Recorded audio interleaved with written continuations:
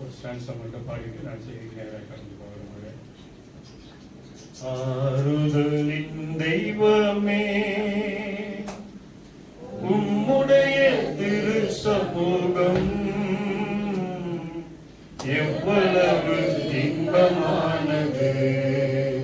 ஆமென், எவ்வளவு இன்பமானது. ஆறுதலின் தெய்வமே, கண்ணீரின் பாதையில் நடக்கும் போதெல்லாம் களிப்பான நீரூற்றால் மாற்றிக்கொள்வார்கள். கண்ணீரின் பாதையிலே நடக்கும் போதெல்லாம் களிப்பான நீரூற்றால் மாற்றிக்கொள்வார்கள். வல்லமை மேலே வல்லமை கொண்டு, வல்லமை மேலே வல்லமை கொண்டு சீயோனை காண்பார்கள். ஆமென், சீயோனை காண்பார்கள்.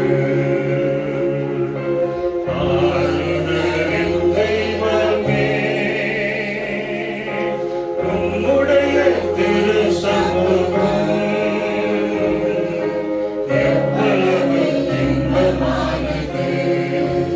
ஆமென், எவ்வளவு இன்பமானது. ஆறுதலின் தெய்வமே, வேறிடத்தில் 1000 நாள் வாழ்வதை விட உம்மிடத்தில் ஒரு நாள் மேலானது. வேறிடத்தில் 1000 நாள் வாழ்வதை விட உம்மிடத்தில் ஒரு நாள் மேலானது. ஒவ்வொரு நாளும் உமது இல்லத்தில், ஒவ்வொரு நாளும் உமது இல்லத்தில் வாசலில் காத்திருப்பேன். ஆமென், வாசலில் காத்திருப்பேன். ஆறுதலின் தெய்வமே, உம்முடைய திரு சமூகம் எவ்வளவு இன்பமானது.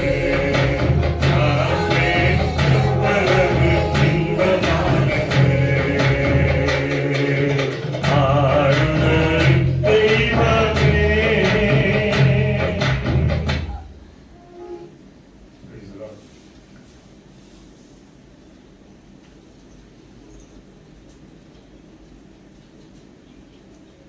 அருமையான ஏஞ்சலை குறித்து அநேகர் சாட்சிகளை சொன்னாங்க. அநேகர் சொல்வதற்கு தயாராக இருக்கீங்க. நான் டைம் பத்தல. அவங்க நேரம் செய்தி சொல்லிட்டு இந்த கூட்டத்தை முடிக்க நான் ஆசைப்படுகிறேன். அதற்கு சோத்திரம். இந்த நாளில் இப்படி ஒரு சூழ்நிலையில நான் நிற்பேன். நான் ஒரு நாள் கூட கனவு கூட நினைச்சதில்லை. நான் ஒரு முறை ஞாயிற்றுக்கிழமை காலை ஆராதனைக்கு நான் வந்திருந்தேன். விஜய் நிகழ்ச்சிருந்தப்ப நான் வந்திருந்தேன். அப்போ அந்த இடத்துல உட்காந்து ஏஞ்சல் இந்த ட்ரம்ஸை போட்டு மைக் அடிச்சுட்டு பாட்டை நடத்திட்டு இருந்துச்சு. ஆச்சரியமா இருந்துச்சு. எனக்கெல்லாம் பாட்டு பாட தெரியும், கூட சேர்ந்து ஃபேமிலிக்கு கூட வசதி தெரியாது. பாட்டையும் பாடிட்டு ஃபேமிலியும் போட்டுக்கிட்டு எல்லாம் பண்ணதை பார்க்கும் பொழுது அதுலேயும் நான் கைஞ்செழுவது எனக்கு தெரியாது. அப்புறம் விஜயோட சொன்னேன், விஜயோ மனைவி இருக்கிற கர்த்தர் ஏராளமான கிருபையை அவங்க அந்த கிருபையில் என்ன பண்ணணும், ஆனந்தத்துக்கு எழுந்து அவளுக்காக சில காரியங்களை செய்யலான்னு அவளுக்கு நான் சொன்னதுண்டு. மகளை குறித்து அநேகம் சொன்னீங்க. நல்லா ஜெபிக்கிற ஒரு மகள், நல்லா ஆராதிக்கிற ஒரு மகள், நல்ல பாட்டு பாடுகிற ஒரு மகள், ஆண்டுடைய வார்த்தையை கொடுக்கிற ஒரு மகள். நான் எப்படி ஆசைப்பட்டனோ அதே போல அந்த மகள் பயன்பட்டதை பார்த்து எனக்கு உண்மையாகவே சந்தோஷமா இருந்தது. நான் சொன்னேன், இப்படிப்பட்ட கிருபை நிறைய கிருபை இருக்கு, கொடுத்தாங்க டைமும் செய்வோம் சொல்லி சொல்லி ஒவ்வொரு காரியம் சொல்லும் பொழுதும் எல்லாருக்குமே காரியங்களை செய்ததை நாங்கள் பார்த்திருக்கிறோம். கர்த்தருக்கு மகிமை. ஆனாலும் இது ஒரு எதிர்பார்க்காத ஒரு சூழ்நிலை, அதிர்ச்சி. இந்த செய்தி அதிர்ச்சி தான். ஆனாலும் கர்த்தர் தாங்க திரும்ப கொடுத்தார். இதுவரையிலும் நடக்க கர்த்தர் உதவி செய்திருக்கிறார். கர்த்தருக்கு ஸ்தோத்திரம். தொடர்ந்து லிஜோவுக்காகவும் அவருடைய தந்தைக்காகவும் தம்பி குடும்பத்துக்காகவும் ஜெயிப்போம். அருமையான ஐயா சொன்னது போல மகளிர் ஆண்டவர் ஊழியத்தை கொடுத்தார், எதிர்பார்த்தார். அதை தொடர்ந்து லிஜோ கட்டாயமா செய்து முடிப்பார் என்கிற நம்பிக்கை எனக்கு உண்டு. தொடர்ந்து நாம இந்த குடும்பத்துக்கு ஏதாவது செய்யணும் அப்படின்னா தொடர்ந்து இந்த பிள்ளைகளுக்காக, முக்கியமாக லிஜோவுக்காக தொடர்ந்து ஜெபிப்போம். எனக்கு ஒண்ணு மாத்திரம் தெரியும், ஒரு இழப்பு வருது அப்படின்னு சொன்னா ஏதோ ஒரு மகிமையை கத்து வச்சிருக்காரு. ஏதோ ஒரு மகிமையை பார்க்கறதுக்கு முன்னால ஏதாவது ஒரு இழப்பு ஏற்படுகிறதுக்கு ஒரு வாய்ப்பு இருக்கலாம். அப்ப நான் இங்கிருந்து தைரியமா சொல்லுவேன், லிஜோவோட ஊழியத்தை ஒரு பெருத்த ஒரு ஆசீர்வாதத்தை, ஒரு மகிமையான காரியத்தை வருகிற நாட்களில் நீங்களும் நானும் பார்க்கத்தான் போகிறோம். மகிமையாக போகிறோம். ஆமென்.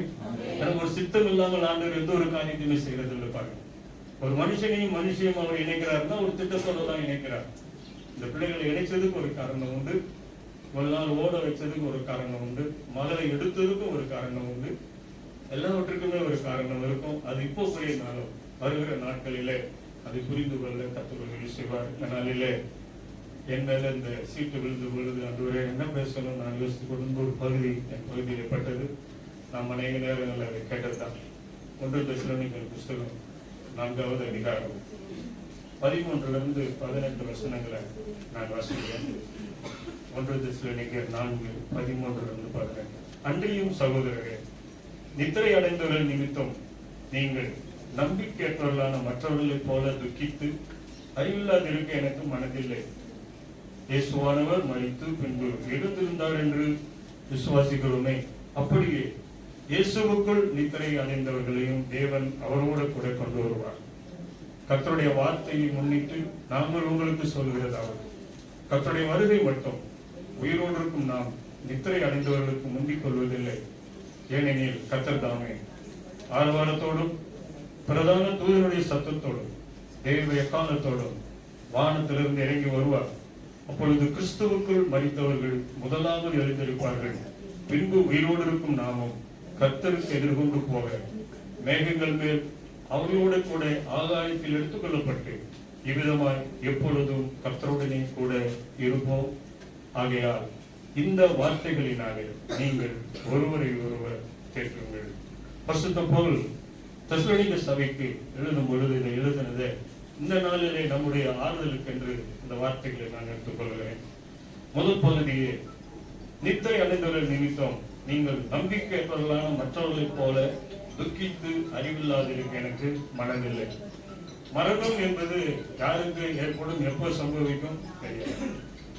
சிறு வயதிலே மரணம் வருவது உண்டு, வாலிப வயதிலே மரணம் வருவது உண்டு, முதிர் வயதிலும் மரணம் வருவது உண்டு. மரணம் வராது, மரணமே ஏற்படாது என்று சொல்வதற்கு வாய்ப்பே இல்லை. மரணம் வரும். ஆனால் மற்றவர்களைப் போல நீங்களும் நானும் நம்பிக்கை இல்லாதபடி துக்கிக்க வேண்டிய அவசியம் இல்லை அப்படின்னு பவுல் எழுதுகிறார். அப்படின்னா கர்த்தருக்கு ஸ்தோத்திரம். மரணம் என்பது என்னன்னா ஒரு நித்திரை. மகளுக்கு கொடுத்த அந்த வாழ்க்கையில அவர் ஓடி முடிக்க வேண்டிய காரியங்களை ஓடி முடித்து அவள் இழைப்படைந்திருக்கிறார். வருத்தப்பட்டு பார சுமந்தவர்களே, நீங்கள் எல்லாரும் என்னிடத்துல வாங்க, நான் உங்களுக்கு இழைப்பாறுதல் தருவேன் என்று சொன்ன ஆண்டவராக இயேசுவை நம்பி அவரிடத்துல வந்தா ஒரு கட்டாயமான ஒரு இழைப்பாறுதல் உண்டு என்பதற்கு இந்த மகள் ஒரு சாட்சியாக இருக்கிறார். கர்த்தருக்கு ஸ்தோத்திரம். மரணம் என்று சொல்வது அவங்களுக்கு கொடுக்கப்பட்ட அந்த நேரத்தை, அந்த காலத்தை அவர் சரியாக ஓடி அவங்க முடிச்சிட்டு இப்போ இன்னொரு இந்த இடத்துக்கு போயிருக்காங்க. அவர் ஒரு இடத்துல இருந்து இன்னொரு இடத்துக்கு மாறி போகிறதா மரணம். நமக்கு அது தாங்க முடியாத ஒரு பெரிய இழப்பா, பெரிய கஷ்டமா இருக்குது. ஆனா கர்த்தருக்கு ஸ்தோத்திரம், மரணம் ஆணுடைய பிள்ளைகளுக்கு என்னன்னா அது ஜெயத்தை கொடுக்கிறதா இருக்கிறது. மரணம் என்பது ஜெயத்தை கொடுக்கிறதா. உலகத்தில் இருக்கிற மற்றவர்களுக்கும் ஆணுடைய பிள்ளைகள் இறக்கிறதுக்கு ஒரு வித்தியாசம் உண்டு. இன்னைக்கு அநேகருக்கு மறுமையை குறித்து எண்ணம் இல்லை. இந்த பூமியில வரோம், இருக்கிறோம், வாழ்கிறோம், சாகுறோம், அதுக்கப்புறம் என்ன என்பது யாருக்குமே தெரியல. ஆனா ஆண்டுடைய பிள்ளைகள் ஆகிய ஆண்டுடைய பிள்ளைகளை உங்களுக்கு எனக்கு தெரியும், மரித்த பிறகு ஒரு வாழ்க்கை இருக்கிறது. அப்பதான் வாழ்க்கையை ஆரம்பிக்கிறது. அநேகர் நினைச்சுட்டாங்க இந்த பூமியில நாம் இருக்கிறோம், இந்த பூமியில இருக்கிற வரைக்கும் சம்பரமா இருப்போம், வாழ்வோம், புசிப்போம், குடிப்போம், நம்ம குடும்பத்தை பார்ப்போம், மறிப்போம். இல்லை, மரித்த பிறகு நாம் எங்க போவோம், எங்க இருப்போம் என்கிற ஒரு நிச்சயம் நமக்கு கட்டாயமாக வேணும். அவருடைய வாழ்க்கையில அவர் கொடுத்த அந்த அருமையான ஒரு வாழ்க்கையை நன்றாக ஓடி முடித்து இப்போ நித்திரை தூங்கிட்டு இருக்காங்கன்னு அர்த்தம். ஸ்லீப், தூங்கிட்டு இருக்காங்க. ஒரு இடத்துல இருந்து ஒரு இடம் போயிருக்காங்க. அவங்களுக்கு கொடுக்கப்பட்ட இந்த இடத்துல இருந்து அவங்க இன்னொரு இடத்துக்கு போயிருக்காங்க, அவ்வளவுதான். ஆனா அவங்க நம்மளோடு கூட நடந்த வாழ்ந்த பழகின அந்த காரியம் எல்லாம் யோசிக்கும் பொழுது அது கொஞ்சம் நமக்கு கஷ்டத்தை கொடுக்கக்கூடியதா இருக்கும். ஆனாலும் நமக்கு ஒரு நம்பிக்கை, எல்லாரும் சொன்னது போல மீண்டும் கட்டாயமாய் இந்த மகளை நாம சந்திப்போம் அப்படிங்கிற ஒரு நம்பிக்கை உங்களுக்கு எனக்கு வேணும். கர்த்தருக்கு மகிமை. அநேகருக்கு மீண்டும் சந்திப்போமா சந்திக்க மாட்டோமா அப்படின்னு என்ன வேணும். ஆண்டவராக இயேசுவை சொந்த ரட்சகராக ஏற்றுக்கொண்டு அவருக்கென்று உண்மையாய் உத்தமமாய் வாழ்வோமானால் நம்முடைய மரணம் நித்திய மரணமாய் இருக்கும். நமக்கு முன்பாக மரித்தவர்களை நீங்களும் நானும் கட்டாயமா சந்திப்போம் என்பதில் எந்தவித சந்தேகமும் இல்லை. அடுத்தபடியாக என்ன சொல்லப்படுகிறா, மரித்தவர்களுக்கு உயிர்த்தெழுதல் உண்டு, உயிரோடு கூட எழுந்திருப்பார்கள் என்பதற்கு ஆண்டவராய் இயேசு கிறிஸ்து அவர் முன்னோடியா இருக்கிறார். அவர் முதல் பலரானார். அவர்தான் மரித்தவர்களே முதல் பலரானார் என்று வேதம் சொல்கிறது. உலகத்தில் வந்து அத்தனை பேரும் மரிக்கிறார்கள், மரித்து அடக்கம் பண்ணு கொண்டு போகிறாங்க, அதோட அவங்க கதை முடிஞ்சது. ஆனால் ஆண்டவராய் இயேசு கிறிஸ்து ஒருவர் தான் தாம் சொன்னபடி இந்த பூமிக்கு வந்து வாழ்ந்தார், மரித்தார், அடக்கம் பண்ணப்பட்டார், மீண்டும் 3ஆம் நாளிலே உயிரோடு கூட எழுந்தார். அந்த ஆண்டவராய் இயேசு கிறிஸ்து உயிரோடு கூட எழுந்தபடியினால அவரை நம்பி ஜீவிக்கிறவருடைய பிள்ளைகளுக்கு மரணம் எப்பொழுது ஏற்பட்டாலும் எப்படி ஏற்பட்டாலும் மீண்டும் உயிரோடு கூட எழுவோம் என்கிற ஒரு நம்பிக்கை ஆண்டுடைய பிள்ளைகளுக்கு கட்டாயமாக உண்டு. ஆகவே கர்த்தருக்கு ஸ்தோத்திரம். மகளை மீண்டும் காண்போம் என்கிற ஒரு விசுவாசத்தோடு நம்பிக்கையோட அங்க நமக்கு கொடுத்திருக்கிற அந்த ஓட்டத்திலே தொடர்ந்து ஓட கர்த்தர் நமக்கு உதவி செய்வாராக. மரணம் வருகிறது, ஆனால் மரணம் எப்படி முடியுது? ஒரு மனுஷனோ ஒரு மனுஷன் பூமியில வாழ்றாங்க, மரிக்கிறாங்க. ஆனா ஆண்டவருக்குள்ள இயேசுக்குள்ள ஒரு மரிக்கிற ஒரு வாழ்க்கை ஒருவருக்கு இருக்குமானால் அது ஒரு மகிமையான மரணமாக எண்ணப்படுகிறது. இயேசுவுக்குள் நித்திரை அடைந்தவர்கள் கர்த்தருக்கு ஸ்தோத்திரம். ஏசாயா 57 அருமையான ஐயாவது புக்கு கொஞ்சம் சொன்னாங்க. 57 நீதிமான் மனிந்து போகிறான், ஒருவரும் அதை மனதில் வைக்கிறதில்லை. புத்திமான்கள் எடுத்துக் கொள்ளப்படுகிறார்கள், ஆனாலும் தீங்கு வராததற்கு முன்னே நீதிமான் எடுத்துக் கொள்ளப்படுகிறான் என்பதை சிந்திப்பார்கள். நேர்மையாய் நடந்தவர்கள் சமாதானத்துக்குள்ளே பிரவேசித்து தங்கள் படுக்கைகளிலே இளைப்பாறுகிறார்கள். நீதிமான், புத்திமான்கள், நேர்மையாய் நடந்தவர்கள், இதெல்லாம் பாதிக்கும் பொழுது என்ன யோசனை வருதுன்னா, முன்னமே போனவர்கள் இல்லது முன்னமே முத்திரைக்கு போனவர்கள் பாக்கியவான்கள். இதை குறித்து யோசிச்சோம்னா, வயதுல முதிர்ந்தவர்கள் நீங்களும் நானும் கேட்போமானா அவங்கள நாம படுகிற பாடல் நம்ம போகிற காரியங்கள் வந்து அவங்க என்ன சொல்லுவாங்க, இப்படிலாம் எங்க நாட்கள் நடந்ததே இல்லையே, நான் புதுசா இருக்கேன் அப்படின்னு சொல்லுவாங்க. உதாரணத்துக்கு சொல்லுவோமானா, கால சீதோஷ நிலை பாருங்களேன். எல்லாரும் சொல்லுவாங்க இந்த நாட்கள்ல மழை பெய்யும், இந்த நாள்ல வெயில் இருக்கும், இந்த நாள்ல புயல் இருக்கும். ஆனா இப்ப என்ன நடந்துட்டு இருக்கு? காலையில வெயில், மதியானம் மழை, சாயந்தரம் தான். எதுவுமே நிச்சயம் இல்லாத ஒரு நிலைமையில இருக்கணும். இன்னும் வரப்போகிற நாட்கள் எப்படி இருக்க போகிறது தெரியல. ஒருவேளை நான் யோசித்து பார்த்தேன், இந்த செய்தியை நான் யோசிக்கும் பொழுது இதையெல்லாம் பார்க்க கூடாதுன்னு மழை பார்க்க கூடாதுன்னு அவர் விரும்பினார். ஆகவே தன்னோட கூட இருக்கும்படி எடுத்துக்கொண்டார். இதெல்லாம் வேணாமா, இதெல்லாம் உன்னால என்ன செய்ய முடியாது, பேஸ் பண்ண முடியாது, இதெல்லாம் உன்னால செய்ய முடியாது. ஆகவே நீ இதை வந்து ஒருவேளை ஒரு நீதிமானாக காணப்பட்டிருக்கலாம், அது ஒரு புத்திமானாக காணப்பட்டிருக்கலாம், அல்லது அவர் நேர்மையாக நடந்திருக்கலாம். ஆகவே வேதம் சொல்லுதன்படி மகள் ஒருவேளை இந்த விதத்துல அவர் வாழ்ந்திருக்கலாம். ஆண்டவர் அதனால இந்த நாளிலே தம்மோடு கூட வைத்துக் கொள்ளும்படிக்கு அவர் எடுத்துக்கொண்டார் என்பதை நினைத்து ஆண்டவருக்குள்ள சந்தோஷப்படுறோம். இன்னொரு வசனம் கூட வந்து வெளிப்படுத்தின விசேஷம் 14:13 வெளிப்படுத்தின விசேஷம் 14:13 பின்பு பரலோகத்திலிருந்து ஒரு சத்தம் உண்டாக கேட்டேன், அது கர்த்தருக்குள் மரிக்கிறவர்கள் இது முதல் பாக்கியவான்கள் என்று எழுது. அவர்கள் தங்கள் பிரயாசங்களை விட்டு ஒழித்து இளைப்பாறுவார்கள், அவருடைய கிரியைகள் அவர்களோட கூட போம், ஆவியானவரும் ஆம் என்று திருவுளம் பெற்றுகிறார் என்று சொல்லி கர்த்தருக்குள் மரிக்கிறவர்கள் அவர்களை குறித்து என்ன சொல்லப்படுகிறது? பாக்கியவான்கள் ஆசீர்வதிக்கப்பட்டவர்கள், அவர்கள் தங்கள் பிரயாசங்களை விட்டு ஒழிந்து இளைப்பாறுவார்கள். இங்கே ரசபதி தான் சொல்லுது, அவருடைய கிரியைகள் அவர்களோட கூட போகும். யோசிச்சு பார்த்தா ஏஞ்சல் போயாச்சு, ஆனா அவரோட கூட அவர் செய்த காரியங்கள் ஏதாவது போச்சுன்னா இல்லை, அவர் சம்பாதித்த பல காரியங்கள் ஏதாவது போச்சான்னு இல்லை, ஆனா அவர் செய்த கிரியை எல்லாரும் சொன்னதெல்லாம் என்னதான் சொன்னாங்க?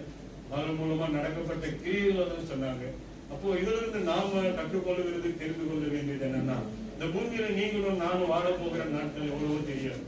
மனுஷனுடைய வாழ்க்கை எப்படி சொல்லப்படுகிறதுன்னா, காலையில பூத்து மாலையில வாடி போகிற அது மலர போல இருக்குது. ஆனா கொடுக்கப்பட்ட இந்த வாழ்க்கையில ஆண்டவராக இயேசு கிறிஸ்து சொந்த ரட்சகராக ஏற்றுக்கொண்டு அவருக்கென்று உண்மையாய் உத்தமமாய் வாழ்வோம் என்று சொன்னால் நம்மை போல ஒரு ஆசீர்வதிக்கப்பட்டால் யாருமே இருக்க மாட்டாங்க. அது மாத்திரமல்ல, கர்த்தருக்கு ஸ்தோத்திரம் என்று சொல்லப்பட்டிருக்கிறது. ஏனெனில் கர்த்தர் தாமே ஆரவாரத்தோடும் பிரதான தூதனுடைய சத்தத்தோடும் தேவ எக்காலத்தோடும் வானத்திலிருந்து இறங்கி வருவார். அப்பொழுது கிறிஸ்துவுக்குள் மரித்தவர்கள் முதலாவது எழுந்திருப்பார்கள். அவருடைய வருகை ஒரு சமீபம். முதலாவது ஆண்டவராக இயேசு பாவத்தை மன்னிக்கிற ஒரு பரிசுத்தராக அந்த பூமியிலே வந்தார்.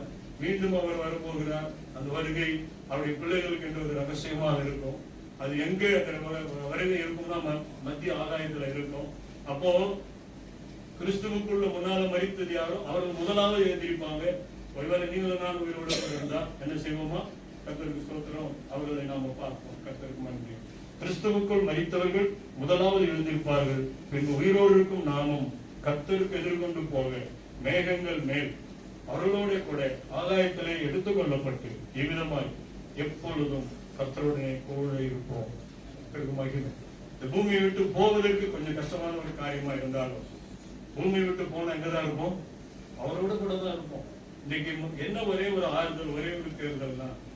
இங்கேயும் கஷ்டப்பட்டு போற இடத்துலயும் கஷ்டப்படல. இந்த பூமியில ஒரே ஒரு பல பாடுகளை பல கஷ்டங்கள் மகள் பட்டிருந்தாலும் இப்போ தேற்றப்படுகிற ஒரு இடத்துல மகள் இருக்கிறார். ஒருவேளை அவங்களுக்கு ஒரு வாய்ப்பு கொடுத்தோமா, வந்து பூமியில போ, இதெல்லாம் வந்து ரொம்ப எல்லாரும் கலங்கி இருக்கிறாங்க, அவங்களுக்கு ஏதாவது ஒரு மெசேஜ் சொல்ல ஏன் என்ன டிஸ்டர்ப் பண்றீங்க? நான் இப்போது ஒரு நல்ல பெஸ்ட் பிளேஸ்ல இருக்கிறேன், ஒரு ஆறுதலான ஒரு இடத்துல இருக்கிறேன். பூமியில இருந்து நான் பட்ட பாடலாம் போதும், நான் நல்ல சந்தோஷமா இருக்கிறேன் கட்டாயமா சொல்லுவாங்க. அது நாம நம்புறோம், விசுவாசிக்கிறோம். அவே இன்றைக்கு என்ன ஏஞ்சல் முதலாவது போயாச்சு, அடுத்தது நாம எப்போ போவோமோ தெரியாது. இது ஏஞ்சல் முதலாவது போயிருக்கு, அடுத்தது நாம எப்போ போவோமோ தெரியாது, நமக்கு நேரம் எப்போவோ தெரியாது. ஆனால் என்ன ஒண்ணே ஒண்ணு, ஆண்டவருக்குள்ள வாழ்கிறோமா? இந்த உண்மையான ஆண்டவராக இயேசு கிறிஸ்து சொந்த ரட்சகராக ஏற்றுக்கொண்டிருக்கிறோமா? நம்முடைய பாவங்கள் நமக்கு மன்னிக்கப்பட்டிருக்கிறது என்கிற நிச்சயம் இருக்கிறதா? நாம் அவரோடு கூட வாழ்கிறோமா, அவர் கூட நடக்கிறோமா? அப்படின்னு இருந்தா மரணம் எப்போ சந்தித்தாலும் என்ன சொல்லலாம்? மரணமே உன் கூறங்க, பாதாளமே உன் ஜெயமிங்க. மரணத்தை ஜெயித்த இயேசு என்னை சரியாய் நடத்துவார். மரணத்துக்கு பிறகு நான் நிச்சயமா இங்கதான் இருப்பேன், அவரோட கூட தான் இருப்பேன். மரணம் எல்லாருக்கும் சம்பவிக்கும். ஆனா அவருடைய பிள்ளைகளுக்கு என்ன ஒரு நம்பிக்கை? மரித்தார், நாங்க நிச்சயமா ஆண்டவரோட கூட. நான் அடிக்கடி சொல்லுகிற ஒரு வார்த்தை, மரணத்தை குறித்து பயப்படாதீங்க. மரணம் இருந்தா நான் இப்போ என்ன குறித்து சொல்லுவேன், ஆனால் மரணம் எனக்கு சம்பவிக்குமானால் எனக்கு அது லாபம். என்ன லாபம்? இந்த பூமியில படுற பாட விட்டு போய் நிச்சயமா சந்தோஷமா இருந்தேன். ஆனா நான் அவரோட கூட போனா ஆண்டவருக்கு நஷ்டம். ஏன்னா நான் இங்கிருந்து ஆண்டவருக்காக எதையாவது செய்து கொண்டிருப்பேன், எதையாவது அவருக்காக, மற்றவர்களை ரட்சிப்புக்காக, மற்ற விடுதலைக்காக, மற்ற சுகத்துக்காக எதையாவது ஒன்று செய்து கொண்டிருப்பேன். பரலோகத்துக்கு நான் போனா எனக்கு லாபம், நான் இந்த பூமியில இருந்தா எனக்கு நஷ்டம். ஆனா பரலோகம் இப்ப நஷ்டம். நான் அடிக்கடி சொல்லுகிற காரியம் அதுதான். இன்னைக்கு ஏஞ்சலிங் இல்லாதது பரலோகத்துக்கு நஷ்டம். ஆனாலும் அந்த நஷ்டத்தை ஈடு செய்யும் எலிஜாவை கொண்டு கத்தறிந்த சிவர் நஷ்டமா இருந்தவரெல்லாம் லாபமாக பார்க்கிறார். அதுதான் ஆண்டவர் மேல நாம வைத்திருக்கிற ஒரு பெரிய நம்பிக்கை. அந்த முடிவு பொருள் ஆகியால் இந்த வார்த்தைகளினாலே நீங்கள் ஒருவரை ஒருவர் தேற்றுங்கள். இந்த ஆறுதல் கூட்டத்தில் வந்திருக்கிற உங்களையும் என்னையும் ஆண்டவர் தேற்ற வேண்டும் என்றால் ஒண்ணுதான் தேவ சமூகம், அடுத்தது தேவ வார்த்தை. எவ்வளவுதான் வேதனைகள் வந்தாலும், எவ்வளவுதான் இழப்புகள் வந்தாலும், அவருடைய சமூகத்தில் அமர்ந்து வேத புஸ்தகத்தை எடுத்து உட்கார்ந்து வாசிக்கும் பொழுது ஒரு இனம் புரியாத ஒரு சமாதானம், ஒரு இனம் புரியாத ஒரு சந்தோஷம், ஒரு இனம் புரியாத ஒரு நம்பிக்கை. இந்த வார்த்தை, இந்த வேத புஸ்தகம் ஏதோ கதை புஸ்தகம் அல்ல, ஜீவ வார்த்தைகள். வார்த்தைகளை வாசிக்க எந்த சூழ்நிலையில வாசித்தாலும் இந்த வார்த்தைகள் நம்மை உற்சாகம் ஊட்டுகிறதா, விசுவாசத்தில் நடத்துகிறதா, அவர் மேல் வைத்திருக்க நம்பிக்கை நமக்கு அதிகமாக ஊட்டுகிறதாக கட்டாயமாக இருக்கும். அடுத்தது அவருடைய பிரசன்னத்தில் இருக்கும் பொழுது, அவரை பாடி ஆராதிக்கும் பொழுது, அவருடைய பிரசன்னத்தில் இருக்கும் பொழுது, சூழ்நிலைகள் அப்படியே இருந்தாலும் பரவாயில்ல, கர்த்தர் நம்மை ஆட்சி கேட்டு பலப்படுத்தி உற்சாகப்படுத்த அவர் வல்லமையுள்ள தேவனாக இருக்கிறார். கர்த்தருக்கு ஸ்தோத்திரம். ஒரு துக்கமான நேரம் அந்த இடத்தை, ஏஞ்சலுடைய இடத்தை நிரப்ப வேற யாராலையும் முடியாது. ஆனா ஆண்டவரே என்ன செய்வார்? கட்டாயமா ஏஞ்சல் இடத்துல இருந்து, ஏஞ்சல் இடத்துல இருந்து அவர் வல்லமையுள்ள தேவனாக இருக்கிறார். கர்த்தருக்கு ஸ்தோத்திரம். ஒரு துக்கமான நேரம் அந்த இடத்தை, ஏஞ்சலுடைய இடத்தை நிரப்ப வேற யாராலையும் முடியாது. ஆனா ஆண்டவரே என்ன செய்வார்? கட்டாயமா ஏஞ்சல் இடத்துல இருந்து, அவர் வல்லமையுள்ள தேவனாக இருக்கிறார். கர்த்தருக்கு ஸ்தோத்திரம். லிஜோவை திடப்படுத்துவார், பலப்படுத்துவார். தொடர்ந்து ஓட, மகிமையாய் ஓட, வெற்றி உள்ள ஒரு வாழ்க்கையை வாழ கர்த்தர் கட்டாயமாக அவர் உதவி செய்வார். இந்த நேரத்தில் அவருடைய பெற்றோர்களையும் நாம நினைக்கணும். அவங்களுக்கு இருந்தது ஒரே பொண்ணு, அதெல்லாம் அவங்க அந்த மகளை இழந்து தவிப்பாங்க. ஜபத்துல அந்த அவருடைய பெற்றோரை நீங்க நினைக்கும்படிக்கு உங்களுக்கு பட்சமாக கேட்கிறேன். அருமையான ஐயா சொன்ன சாட்சிக்காய் ஸ்தோத்திரம். இல்ல எத்தனை மாமனார் மருமகளை குறித்து சாட்சி சொல்ல முடியாது? எத்தனை மாமியார் மருமகளை குறித்து சாட்சி சொல்ல முடியும்? பின்பற்றாலா இல்லையா? ஏன் பின்பற்றாலா? மாமனார் தன் வாயினாலே தன் மருமகளை குறித்து தன் மருமகளை மெச்சிக்கொள்ளத்தக்கதாய் அவருடைய வாழ்க்கை அமைவதற்காக கர்த்தருக்கு ஸ்தோத்திரம். ஐயாவுக்காகவும் அவருடைய சொருத்துக்காக அவருடைய ஊழியத்துக்காகவும் ஜெபம் பண்ணுங்க. லிஜோட தம்பி லியோ, அவருடைய மனைவி பிள்ளைகளை கர்த்தர் ஆறுதல் படுத்தணும், தேர்தல் படுத்தணும். அவங்களோட மட்டும் குட்டி ஒன்று இருந்தால் தூங்குறாதான். கர்த்தருக்கு ஸ்தோத்திரம். உண்மையாகவே ஏஞ்சல் சில நேரங்களில் வரும்பொழுது குட்டியை கூட்டிட்டு வரும். யோசிப்போம், அந்த பிள்ளையோட கூட மகள் ஸ்பெண்ட் பண்றான் அப்படின்னு யோசிப்போம். உண்மையாகவே அந்த மகளுக்கு ஒரு ஏக்கம் இருக்கத்தான் செய்யும். அவே தம்பி அப்படி மனைவி குட்டிக்காக கூட நாம ஜெபம் பண்ணுவோம். ஆறுதலின் தேவன் தாமே உங்களையும் என்னையும் ஆறுதல் படுத்துவாராக. சமாதானத்தின் தேவதாமே நம்மை சமாதானத்துக்குள்ள நடத்துவாராக. அவர் மேல் வைத்திருக்கிற நம்ம நம்பிக்கையில இன்னும் அதிகமாய் ஊன்ற கட்டப்பட, அவர் மேல் உள்ள விசுவாசத்துல இன்னும் மேன்மேலும் வளர, கர்த்தர் வைத்திருக்கிற நேரத்தை காலத்தை பிரயோஜனப்படுத்திக் கொள்ள, வருகை எப்போ இருந்தாலும் நம்முடைய மரணம் எப்போ சம்பவித்தாலும் அவரை போய் சந்திக்கும் பொழுது வெற்றியோடு போய் சந்திக்க தேவனாய கர்த்தர் தாமே நம்மை தயார்படுத்துவாராக, ஐக்கியப்படுத்துவாராக. தொடர்ந்து கர்த்தர் நடத்த நான் ஜெபிக்கிறேன். ஆமென். எல்லாம் விசேஷமா தாயத்துக்காக ஜெபிக்கணும். ஏன்னா ஜோய்க்கு அப்பா இருக்காங்க, தம்பி இருக்கான், சொந்த பந்தங்கள் இருக்காங்க. ஆனா அவங்களுக்கு எந்த ஒரே போடணும், அது இல்லாத அவங்களுக்கு மிகவும் பெரிய இழப்பு. அதனால அவர்களுக்கு யாருக்கெல்லாம் மனசு உங்களுக்கு தாக்கம் கொடுக்குதோ அவங்களுக்கு அதை செக் பண்ணி அன்பாய் கேட்டு ஜெபம் பண்ணலாமா? மகா பரிசுத்தமுள்ள எங்க பரலோக பிதாவே, தகப்பனே, இந்த சூழ்நிலையில நாங்கள் உண்மைத்தான் நோக்கி பார்க்கிறோம். பரத்திலிருந்து தான் எங்களுக்கு ஒத்தாசை வரும். எங்கள் கண்கள் உண்மையே நோக்கி கொண்டிருக்கிறதப்பா. இந்த சூழ்நிலையில நாங்கள் வேற யாரிடத்துல போவோம்? வேற எங்க போவோம்? வேற எங்க போனாலும் அந்தவரே எங்களுக்கு சமாதானம் இல்லை, ஆறுதல் இல்லை. உங்களுடைய சமூகம் தான் எங்களுக்கு ஆறுதல், உங்களுடைய வார்த்தைகள் தான் எங்களுக்கு தெரியுது. தகப்பனே, இந்த நேரத்திலும் அருமையான மகள் இந்த பூமியில வாழ்ந்த நாட்களுக்காக அவர்கள் கொடுத்த நல்ல சாட்சி ஜீவத்துக்காக நன்றி சொல்கிறோம்.